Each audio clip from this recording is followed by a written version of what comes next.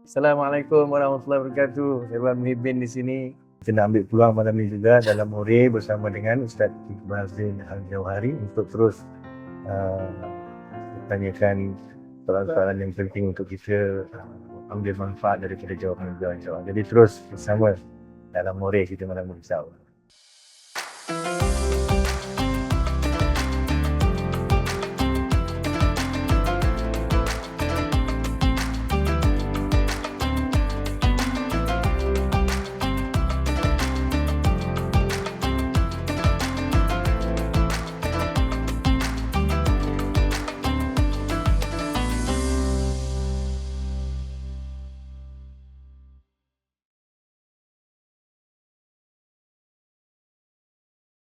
Assalamualaikum warahmatullahi wabarakatuh. Waalaikumsalam warahmatullahi wabarakatuh. Bertemu lagi. Kita alhamdulillah malam-malam Ramadan ni Ya. semua kita bincang-bincang. Ya Ustaz. Wan. Hari tu kita berbahas sedikit tentang taubat. Ya betul. Sudah banyak, Masya Allah, Ustaz punya penjelasan, penerangan sangat-sangat bermanfaat. Mudah-mudahan.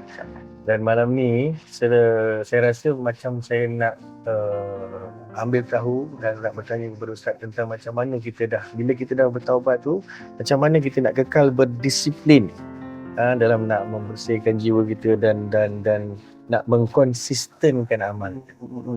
Maksudnya nak istiqamahkan Ya. amal ibadah Ya. sentiasa bersemangat. Ya. Betul yang baik Wan. Ya. Masya-Allah. Subhanallah. Ujian yang Allah Taala bagi kepada manusia ni adalah ujian istiqamah. Fastaqim kama umir. Ulama kata Rasulullah sallallahu alaihi wasallam apabila turunnya perintah untuk beristiqamah, Allah Taala berfirman fastaqim kama umir. Hendaklah kamu beristiqamah sebagaimana yang telah diperintahkan kepada kamu. Rasulullah sallallahu alaihi wasallam rasa berat. Dikatakan salah satu faktor Rasulullah SAW mula tumbuh uban adalah kerana ayat ini. Kemudian ada lagi surah-surah yang lain, tetapi antaranya apa yang berada dalam surah Hud ini, iaitu perintah untuk beristiqamah. Adakah Rasulullah SAW khawatir tentang diri baginda tak dapat istiqamah? Tidak. Baginda SAW, surusingan beliau, keresahan, kecintaan beliau adalah berkaitan dengan umat baginda. Baginda SAW khawatir ini adalah satu perkara yang berat untuk ditanggung kepada untuk umat beristiqamah. Akan tetapi Rasulullah SAW telah memberikan beberapa tips untuk kita beristiqamah, untuk kita suruh bersemangat. Ajaran hati yang dibawa oleh Rasulullah SAW, ianya adalah sesuatu yang membakar semangat daripada dalam. Jadi ia bukan semangat yang datang berkobar-kobar daripada luaran, sesuatu yang bersifat fizikal semata-mata. Yang mana Ramadan bukan sekadar lapar dan dahaga. Ramadan ia bermula dengan hati. Sebab tu dalam sebuah hadis Rasulullah SAW bersabda, berapa ramai orang yang berpuasa, dia hanya dapat lapar dan dahaga sahaja. Ulama hadis membincangkan, kenapa seseorang yang dah berpuasa, maksudnya daripada segi puasa dah sah dah, sebab Rasulullah kata dia berpuasa, maksudnya puasanya dah sah, rukun-rukun puasanya dah settle, semua dah sempurna, tapi dia hanya dapat lapar dan dahaga, maksudnya pahala puasa dia tak dapat. Jadi ulama mensyarahkan, maksudnya hadis ini menunjukkan kepada kita bahawa Rasulullah SAW nak bawa kalbu kita di dalam bulan Ramadan, bahawa di sebalik yang kita kena tinggalkan makan, tinggalkan minum, tinggalkan perkara-perkara yang membatalkan puasa, segalanya itu adalah suatu bentuk tarbiyah untuk hati kita. Hati itu yang Rasulullah SAW sebut, apabila ia baik, baiklah seluruh yang lain. Jika ianya buruk, buruklah seluruh anggota badan kita yang lain. Itulah hati. Ala wahyal qalb. Jadi hati ini sesuatu yang kita kena perelokkan, kita kena perindahkan, kita kena cantikkan, kita kena kuatkan, kita kena teguhkan. Orang apabila keluar daripada rumah pagi hari nak pergi kerja, dia solid luaran dia sebab dia tahu ini tempat pandangan manusia kepada dia. Tapi bagaimana tempat pandangan Allah Subhanahu Wa Taala? Qalbu adalah tempat pandangan Allah Subhanahu Wa Taala. Jadi sesuatu yang menjadi pandangan Allah, kita nak bagi titik berat, kita nak fokus lebih lagi. Kita nak bagi tumpuan lebih lagi sebab itu tempat pandangan Allah Subhanahu Wa Taala. Hati yang sejahtera adalah orang yang berjaya di sisi Allah, orang yang jumpa Allah, bertemu Allah dengan qalbun salim, dengan hati yang sejahtera, hati yang selamat daripada penyakit-penyakitnya, hati yang sihat, maksudnya hati yang bersih, hati yang jernih. Ini adalah hakikat orang yang berjaya di sisi Allah Subhanahu Wa Taala. Tapi hati yang sakit, hati yang didamai ada penyakit, hati yang tidak sejahtera, hati yang ada kegelapan di dalam, hati yang ada kekerasan di dalam. Bulan Ramadan, satu madrasah untuk nak tarbiyah hati, nak ketuk hati tadi, untuk nak pecahkan segala hijab-hijab, tembok-tembok hijab, tembok-tembok keakuan diri, bangga diri, mujub. Kalau sebelum ni kita dah bincang pasal taubat kan. Saya nak sentuh satu perkara yang ulama sebut, bahawa untuk dosa yang kita lakukan, kita kena bertaubat. Tetapi untuk ketaatan yang kita buat, ibadah yang kita buat, lagi banyak taubat kita kena lakukan kepada Allah SWT. Kerana apa? Kerana dosa, kita dah tahu benda itu salah. Tetapi dalam beribadah, kadang-kadang terselit rasa perasaan suci diri. Perasaan aku lebih mulia daripada orang lain. Perasaan aku lebih baik daripada orang lain. Perasaan aku lebih ahli syurga daripada orang lain. Aku lebih berhak pada jannah daripada orang lain. Aku lebih tinggi kedudukan darjat daripada orang lain. Ini semua sifat ananiah, sifat bangga diri, sifat keakuan diri. Ini suatu ujian yang Allah Ta'ala simpulkan untuk orang beribadah, bukan bermakna untuk nak kendurkan ataupun nak patahkan dia semangat untuk beribadah, tidak. Tetapi dia pulun lagi hadis untuk bersihkan jiwa dia untuk mendapat kediaman makam darjat di sisi Allah Ta'ala. Terus menuju Allah. Imam Syafi'i rahimahullah mengatakan, siru ilallah urjan wa makasir. Yang mana maksudnya, terus bergerak, terus berjalan, terus melangkah mara menuju Allah, walaupun dalam keadaan patah-patah, dalam keadaan tempang-tempang. Maksudnya seolah dalam keadaan patah kaki, dalam keadaan tempang, dalam keadaan kaki terseluyuh, terus bergerak menuju Allah. Kita terpaksa merangkak menuju Allah. Kita tak mundur, kita dah tak backwards. Walaupun perjalanan tu mengambil masa yang slow ataupun lambat dan sebagainya, yang penting kita terus berjalan, hati yang jujur. Di sini pentingnya niat. Kita dalam bulan Ramadan, kita perhatikan niat kita. Sebelum ni kita dah sebutkan bahawa Ramadan mengingatkan kita tujuan kita diciptakan Allah Subhanahu Wa Taala, iaitu untuk menzahirkan hakikat kehambaan. Niat kita pasang bagaimana dalam bulan Ramadan ini saya dapat capai hakikat kehambaan kepada Allah Subhanahu Wa Taala. Dan kita sentiasa ingat kenapa Allah ciptakan aku.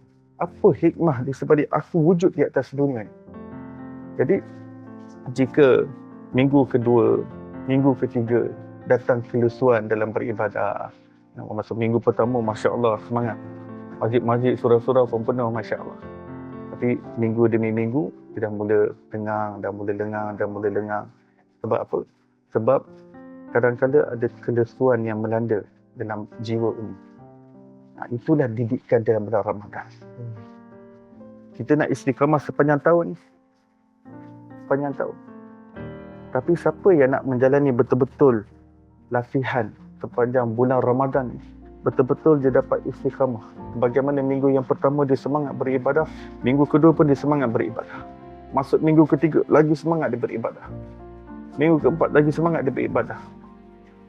Dan Allah yang Maha Rahim, yang Maha Pengasih, Allah nak bakar semangat kita lagi supaya jangan lesu dalam ibadah. Allah sembunyikan satu malam yang lebih mulia, yang lebih hebat daripada 1000 bulan. Maksudnya pahala beribadah malam tu lebih besar pahalanya, ataupun menyamai pahala beribadah selama 1000 bulan. 1000 months. 1000 bulan ni menyamai 83 tahun 4 bulan. Betapa kasihnya Allah pada umat Nabi SAW. Sebab tu dalam bulan Ramadan ni, kita nak kenal Allah Ta'ala yang Maha Rahim, yang Maha Pengasih, yang Maha Penyayang. Kita nak kenal kasih sayang Allah SWT. Kita nak rasakan kasih sayang Allah dalam lubuk jiwa kita. Allah bagi begitu banyak sekali ganjaran dalam bulan Ramadan. Kenapa dia nak berlalu begitu sahaja? Kita yang rugi. Kita yang mengalami sia-sia benda yang Allah dah bagi promotion begitu hebat. Tiba-tiba kita tak apalah, kita tak nak promotion. Saya tak nak peningkatan. Allah sembunyikan hikmah di sebalik Lailatul Qadar tadi supaya manusia tambah semangat. Maksudnya dalam nak membakar semangat tadi, Allah Ta'ala bukannya tak bagi malam Lailatul Qadar, Allah bagi malam Lailatul Qadar.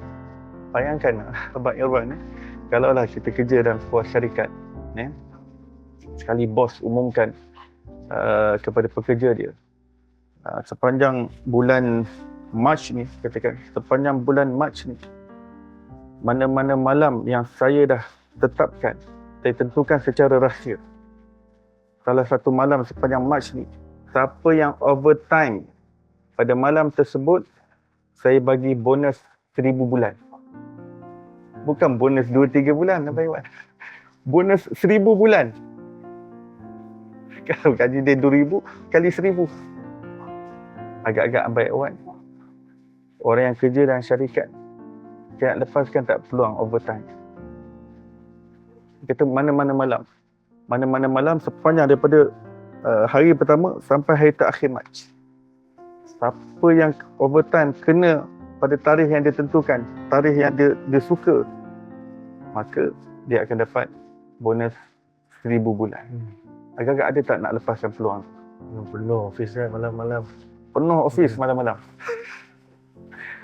Cuma Allah Ta'ala tak tunjukkan secara real.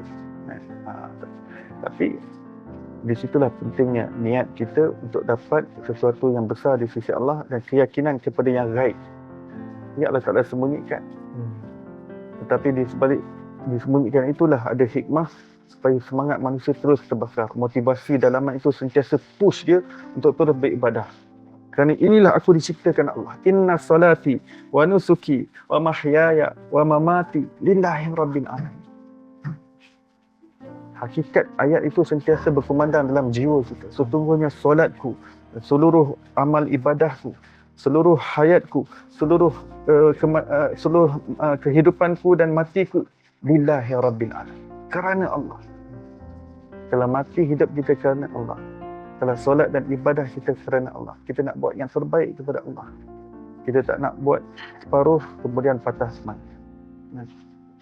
Dan selain daripada Lailatul Qadar yang Allah Ta'ala sembunyikan, pelbagai ganjaran-ganjaran yang Allah SWT berikan untuk tingkatkan lagi pahala ibadah kita supaya jangan kendur semangat.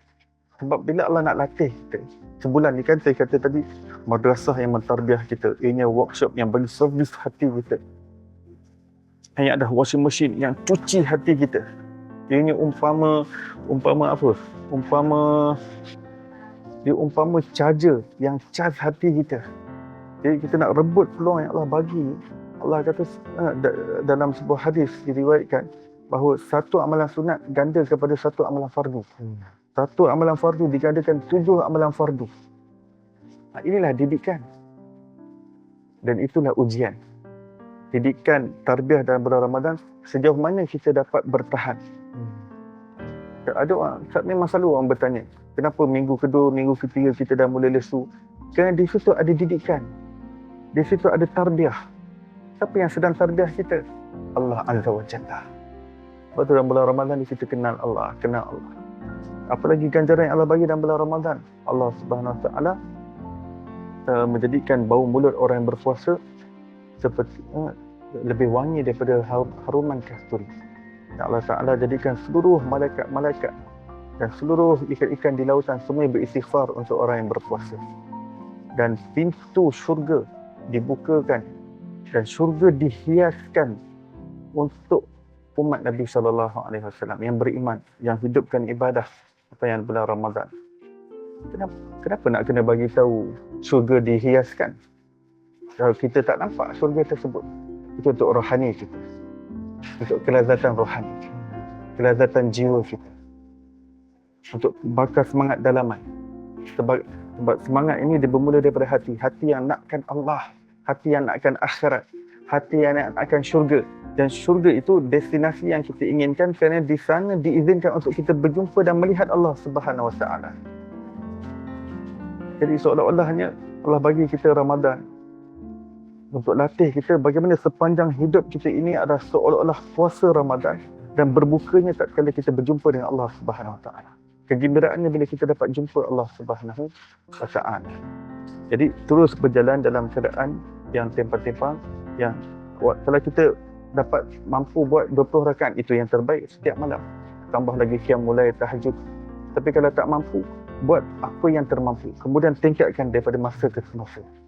Ini adalah tips yang diberikan oleh Rasulullah sallallahu alaihi wasallam untuk seseorang itu konsisten. Disiplinkan diri dia. Ini disiplin bulan yang Allah disiplinkan kita. Sebab tu dalam riwayat Sayyidina Aisyah radhiyallahu anha nyatakan bahawa Allah Taala menyukai suatu amalan itu amalan sunat yang dilakukan oleh hamba-hambanya walaupun sedikit tetapi dia berterusan. Sebab apa? Pada istiqamah berterusan itulah ianya sesuatu yang diketuk hati tadi, sesuatu yang diberi acuan, sesuatu yang diberi kerangka, sesuatu yang diberi keteguhan. Sebab agar luar daripada Ramadan nanti, maka kekuatan itu terbina dalam jiwa kita. Kalau kita dah hidupkan dengan tadarus, hidupkan dengan ibadah, qiyamul lail, tahajud pada dalam Ramadan, dia akan terus melekat pada diri kita lepas daripada luar Ramadan. Mudah-mudahan Allah SWT kurniakan kita semua insya-Allah konsisten istiqamah yang berpaksi kepada niat yang jitu, niat kerana Allah. Kalau saya beribadah, maksud saya menjalani kehidupan kerana Allah, saya nak buat yang terbaik kerana Allah. InsyaAllah, mudah-mudahan. Ustaz, saya teringat satu perbualan saya dengan kawan saya lah. Dia seolah-olah kita sedang nak memberitahu diri kita dengan segala kemudahan yang Allah dah beri kepada kita.